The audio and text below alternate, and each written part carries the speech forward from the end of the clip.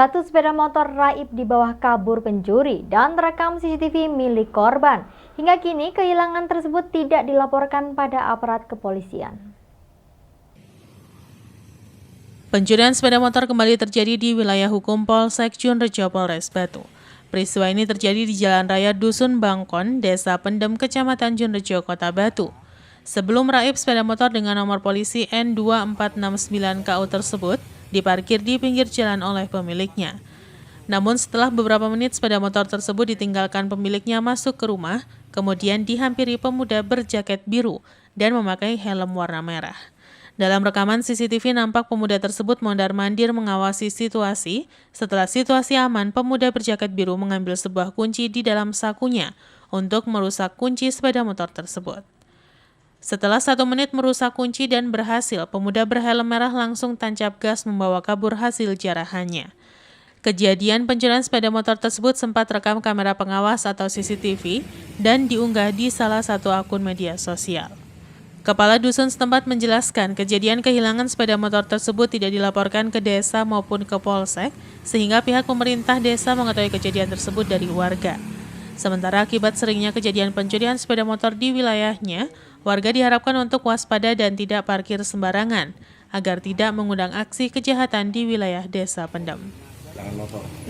Kalau yang awalnya kita nggak tahu sama sekali, memang nggak ada laporan dari yang korban, karena korbannya ini juga sulit dijelaskan kalau permasalahan di lingkungan. Nah, dengar-dengarnya saya itu kemarin juga 3 hari yang lalu itu saya mendengar dari warga, kebetulan temennya yang korban ini bilang sama saya, karena nggak ada laporan saya juga diam ya. Jadi saya tahunya dari orang yang ngasih tahu bahwa mungkin kemarin kehilangan motor, kok nggak lapor, nggak tahu Pak. Jadi itu, ya, itu yang kehilangan itu warga sini atau? Warga sini. Ya, rumahnya ini Pak? Ya. Kejadiannya kapan? Kejadiannya belum tahu persis. Cuma saya mendapat laporan dari warga, dari temen, itu sudah 2 atau 3 hari yang lalu kemarin saya dengarnya. Kronologisnya gimana Pak dari laporan yang jenengan terima? Ya, laporannya cuma bilangnya ke teman saya itu mungkin kehilangan motor kemarin. Siang juga. Yanto Yanjung melaporkan. Di tengah pandemi COVID-19, sejumlah perwira pertama di jajaran Polres Batu dimutasi atau dipindah tugaskan. Prosesi pengukuhan dan serah terima jabatan ini dipimpin langsung oleh Kapolres Batu, AKBP Catur Cahyono Wibowo, SIK MSI, di halaman Mapolres Batu. Bertempat di halaman Mapolres Batu, sejumlah pejabat utama di lingkungan Polres dikukuhkan dalam jabatan barunya oleh Kapolres Batu.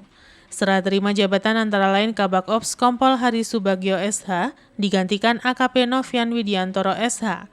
Kasat Reskrim AKP Jefferson Sitorus digantikan Ibtu Yusi Purwanto. Kasat Narkoba Ibtu Purwanto SH MH digantikan AKP Ahmad Zainuddin SH MH. Kasat Samapta AKP Ahmad Zainuddin SH MH digantikan AKP Ma'ruf SAP. Kasat Binmas AKP Agus Mulyono SH MH digantikan Ibtu Dwi Jatmiko. Dan Kapolsek Bumiaji AKP Nyoto Gelar digantikan AKP Suyatno Esos. Kapolres Batu dalam sambutannya berpesan agar pejabat baru bisa memberikan pelayanan kepada masyarakat secara optimal dengan menggandeng berbagai elemen masyarakat atau stakeholder. Kapolres Batu berharap menyesuaikan kinerja dan bisa bekerja sama dengan semuanya, baik anggota maupun masyarakat, terus memberikan semangat dan selalu menjadikan Polres Batu lebih maju. Selain itu, kegiatan ini diketahui pejabat yang dikukuhkan yakni Kompol Ida Yu Parameswari SH SIK MSI sebagai Kabak SDM, Kompol Sri Heriati sebagai Kabaklok. Sementara mutasi di tubuh Polri merupakan hal biasa sebagai langkah pembinaan diri dan pembinaan karir bagi anggota, rotasi jabatan diharapkan menjadi motivasi bagi anggota dalam meningkatkan etos kerja, juga sebagai batu loncatan guna meniti jenjang karir. Ya ini dalam rangka tour of duty di lingkungan kepolisian, karena kan yang pasti di mana suatu jabatan maupun mutasi di lingkungan Polri itu hal yang wajar, dan itu merupakan suatu dinamika yang harus dilaksanakan suatu organisasi, karena di mana satu tempat dengan tempat yang lain kebutuhannya pasti akan berbeda, dan inilah merupakan tour of duty atau perjalanan tugas seorang abdi negara, yaitu seorang anggota kepolisian. Yang pasti untuk harapan kepada pejabat yang baru dapat memberi semangat, karena sebagai batu baru dapat berinovatif ya, seperti apa yang kita inginkan, dan Polres Batu lebih maju dan berjaya. Untuk itu kepada pejabat yang baru dikukuhkan, Yanto Yancung melaporkan. Jelang diberlakukannya sekolah tatap muka dan dibukanya pusat pembelanjaan di Kota Malang, Wali Kota dan Wakil Wali Kota Malang melakukan peninjauan penerapan protokol kesehatan di sejumlah sekolah dan pusat perbelanjaan di Kota Malang. Dalam tinjauan tersebut dipastikan sekolah dan pusat perbelanjaan sudah menerapkan protokol kesehatan dan siap untuk dibuka. Seiring dengan status Malang Raya yang sudah turun ke level 3 dalam penerapan PPKM darurat, pemerintah Kota Malang siap memberlakukan sekolah tatap muka dan kembali dibukanya pusat perbelanjaan. Untuk itu, sebelum diberlakukan sekolah tatap muka dan dibukanya pusat perbelanjaan, Wali Kota dan Wakil Wali Kota Malang meninjau penerapan protokol kesehatan di sekolah dan pusat perbelanjaan. Tinjauan di sekolah dilakukan di SMP Negeri 1 dan SD Percobaan Kota Malang, di mana Wali Kota dan Wakil Wali Kota melihat langsung penerapan protokol kesehatan jelang pemberlakuan sekolah tatap muka yang rencananya akan dimulai pada bulan September. Wali Kota Malang mengatakan bahwa dari hasil pantauan di 2 sekolah tersebut, semuanya sudah menerapkan protokol kesehatan dan siap memberlakukan sekolah tatap muka. Siap guru yang mengharap segera masuk, tapi kita kan Pak Presiden kemarin sudah nyampaikan bahwa September ini ada gelontoran dan vaksin. Saya dikasih informasi dari kementerian juga, hari ini hampir seminggu itu datang 20 jutaan, setiap minggu 10 jutaan. Jadi nanti akan kita segerakan untuk vaksinasi di sekolah. Vaksinasi di sekolah itu insya Allah mulai besok sudah kita mulai. Ada 4 kerjasama dari BIN ada, dari Bank Jatim ada, dari perguruan tinggi juga ada, terus dari sekolah Poltekkes juga ada. Poltekkes kalau tidak salah kemarin antara 20 sampai 25.000 siswa. Ya. Saya memang tidak woro-woro Mas ninjau hari ini, mall juga saya tidak woro-woro, saya lihat saja. Pagi belum, tadi jam 10 baru, jam 11 mungkin baru dikasih informasi. Sekolahan Pak Kepala Dinas juga baru dikasih informasi itu. Saya lihat apa adanya dan memang sudah siap. Para guru sudah minta segera untuk masuk.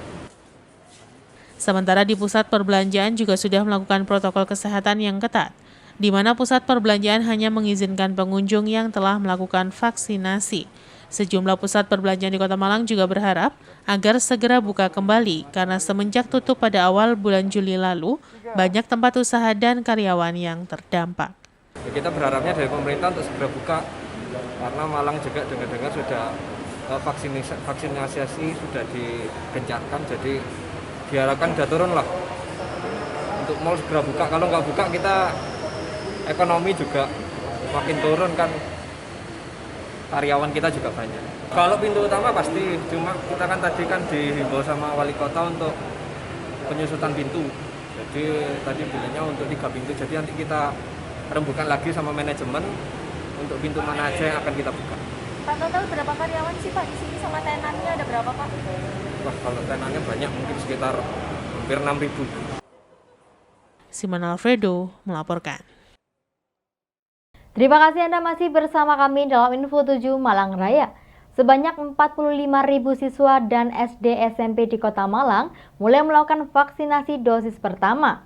Vaksinasi bagi siswa SD dan SMP ini sebagai persiapan menjelang diberlakunya sekolah tatap muka. Vaksinasi bagi siswa SD dan SMP di Kota Malang digelar di salah satu kampus di Kota Malang, di mana sebanyak 650 siswa SD dan SMP dari berbagai sekolah ini Selasa pagi melakukan vaksinasi dosis pertama. Sebelum disuntik vaksin, terlebih dahulu dilakukan screening kesehatan seperti mengukur suhu tubuh dan tensi darah. Siswa yang sehat langsung disuntik vaksin jenis Sinovac. Kepala Dinas Kesehatan Kota Malang mengatakan vaksinasi bagi siswa ini sebagai persiapan menjelang sekolah tatap muka yang rencananya akan diberlakukan pada bulan September besok. Total siswa SD dan SMP di Kota Malang yang akan divaksinasi sebanyak 45.000 siswa. Mohon maaf, bukan satu-satunya syarat untuk tatap muka kan vaksin, jadi kapanpun sepanjang ini sudah ada level 3, jadi nanti Senin akan kami uji coba tatap muka, baik yang sudah tervaksin maupun yang belum.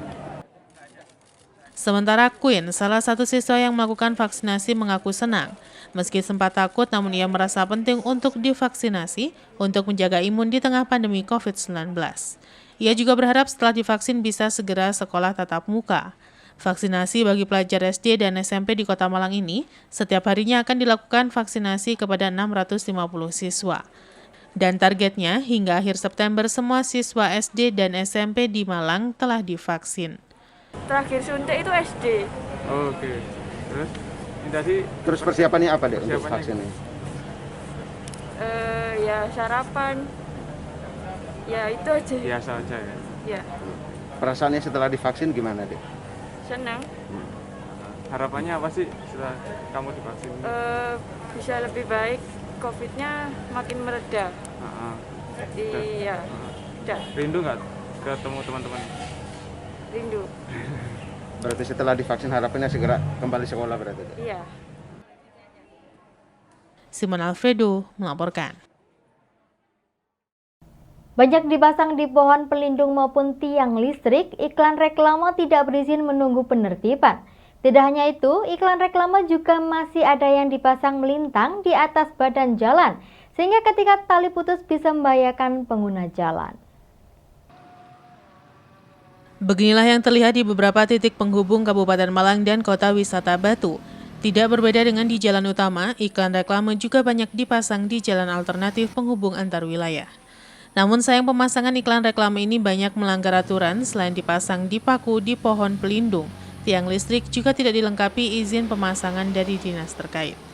Kondisi ini harus menjadi perhatian pihak terkait untuk memastikan pemasangan reklame tidak melanggar aturan dan sesuai dengan Perda tentang reklame. Menurut salah seorang warga masyarakat menjelaskan, untuk reklame yang sudah tidak berizin dan dipasang menyalahi aturan, sudah seharusnya segera ada penertiban. Terlebih keberadaannya juga mengganggu pemandangan kawasan. Di Jalan Raya Tawangargo, Karangploso menuju Kota Batu, terlihat cukup banyak iklan yang dipasang di pohon pelindung, tiang listrik, dan juga dipasang melintang di atas badan jalan. Sehingga ketika tali pengikat putus, maka iklan akan ke badan jalan dan bisa mengganggu serta membahayakan pengguna jalan yang melintas. Memang kalau melihatnya ya kayak risih gitu kan, kurang bagus pemandangan. Apalagi ini jalur menuju Kota Wisata Batu. Dan seharusnya memang ya ditertibkan oleh yang berwenang gitu aja. Jadi harapannya biar kelihatan nyaman itu. Banyak yang kosongan Pak, tidak ada izin sama sekali itu Pak. Itu kan bisa pajak reklame buat PAD seperti Kabupaten Malang. Iya. Ya, mungkin ya kurangnya dari dinas untuk menangani dan lain sebagainya itu mungkin. Atau kurang kesadaran pihak pemasang Pak? Ya itu juga seperti itu, mungkin pihak pemasang setelah masang nggak tahu sampai kapan kan dibiarin. Yang paling penting ya yang penertibannya itu mungkin lebih ditertibkan lagi. Iwan Hikmawan melaporkan. Terima kasih Anda masih bersama kami dalam Info 7 Malang Raya. Setelah sempat terdampak sekian lama akibat pandemi dan anjloknya permintaan, penjualan bibit mawar kembali mengalami peningkatan yang cukup signifikan. Saat ini, penjual bibit mawar berminggu bisa mencapai 700 pohon. Beginilah yang terlihat di kawasan lahan pertanian Jalan Metro Kota Batu. Lahan pertanian di sisi kiri dan kanan jalan terlihat produktif, dimanfaatkan untuk lahan bunga dan juga sayuran. Setelah sempat terdampak pada awal pandemi lebih dari setahun yang lalu, sehingga penjualan bibit mawar menjadi anjlok dari sebelum pandemi. Per minggu bisa menjual 1.200 pohon, turun menjadi hanya 200-300 pohon. Saat ini penjualan bibit mawar kembali mengalami kenaikan dan per minggu bisa menjual 750 pohon. Kondisi ini diduga dipengaruhi semakin membaiknya penanganan pandemi dan turunnya level PPKM Malang Raya menjadi level 3, sehingga aktivitas bisa lebih leluasa. Menurut salah seorang petani setempat menjelaskan, pada awal pandemi penjualan bibit mawar sangat berat akibat menurunnya permintaan dan sekarang sudah semakin membaik dengan meningkatnya penjualan. Di lokasi, para petani sedang melakukan pembibitan mawar agar ketersediaan bibit mawar maupun bunga lainnya selalu tersedia. Satu bibit mawar dijual dengan harga Rp3.000 dengan waktu pembibitan sampai penjualan membutuhkan waktu kurang lebih 5 bulanan. Dengan kondisi penanganan pandemi yang semakin membaik, masyarakat banyak berharap aktivitas bisa kembali normal, terutama untuk pemulihan ekonomi. Bibit mawar sendiri Pak, penjualannya? Lumayan juga. Lumayan Pak ya? Sejak berapa minggu yang lalu? 2 bulan. Oh 2 bulan sudah mulai ini Pak ya? Per apa Pak? Per minggu atau per apa diambilnya Pak? Per minggu. Per minggu berapa Ya Pak? 1 minggu itu ya? 3 kali. 1 minggu 3 kali? Iya. Jadi berapa ratus Pak yang diambil? Ya sekitar 700, 600 ya? gitu. 600. Ya. Tapi untuk harga gimana Pak? Hah? Untuk harganya bibitnya? Harganya? Ya?